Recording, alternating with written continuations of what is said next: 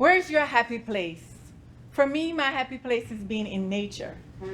And that might be because of where I was born. I was born on the tiny island of Jamaica, and since leaving Jamaica, I've been looking for this airy paradise.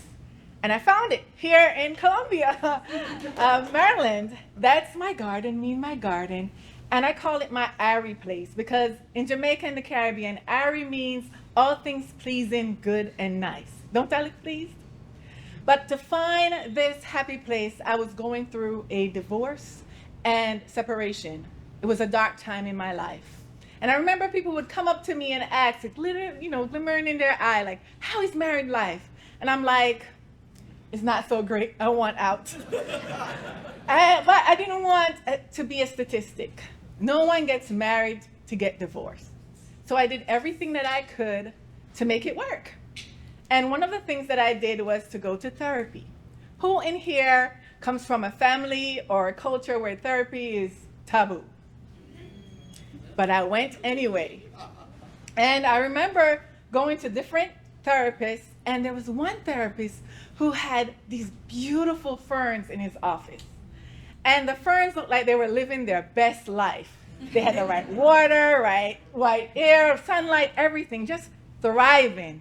Yet here I was withering inside. And they say that marriage is something that you do until death do you part.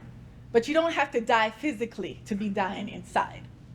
So I decided that I was going to save my own life, that I was going to leave. And one of the things that I did when I left was to start a garden. And the first thing that I planted was thyme, because this was a mark of a new time for me. So I got all the thyme that I could get, like lemon thyme, orange thyme, silver thyme, and that's me smelling the aroma of life. I love to smell the smell of thyme because it catapulted me back to Jamaica, to that paradise, to good times.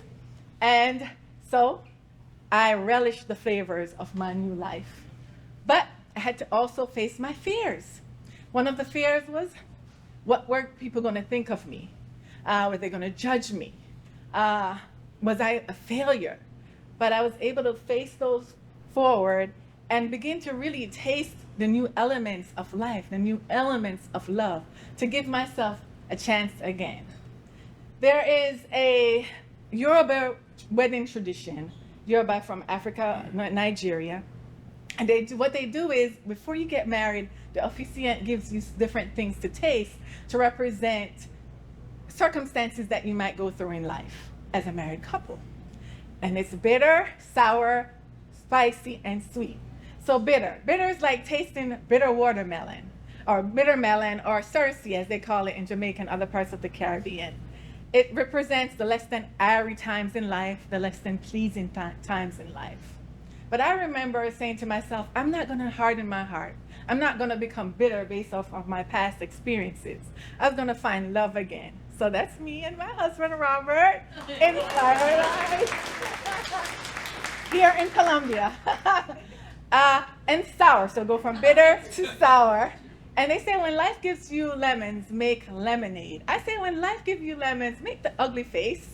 Don't get past, go make the lemonade right away, but experience what is going on with you. Or make key lime pie, because key lime pie was the first thing that Robert made me when we were dating. And it turns out that he learned to make that pie after going through a breakup himself. So we have bitter, sour, and spicy, hot, sweet. So they say, I love to grow peppers in my garden. And so peppers represent passion in life, right? The good times, hotness. And the first thing I made Robert was jerk chicken. And he loved it. So take some time to develop passion in your life, whether it's with a romantic relationship or otherwise. Then there's sweet. I love to see the bees in my garden going from flower to collect pollen. And so sweet represent those great times in life. Take the time to cultivate good experiences in your life. And I say, I went from gardening in my garden to opening my heart again. And I will leave you this one message. I like to cook as well. And they say there are three skills of a good cook.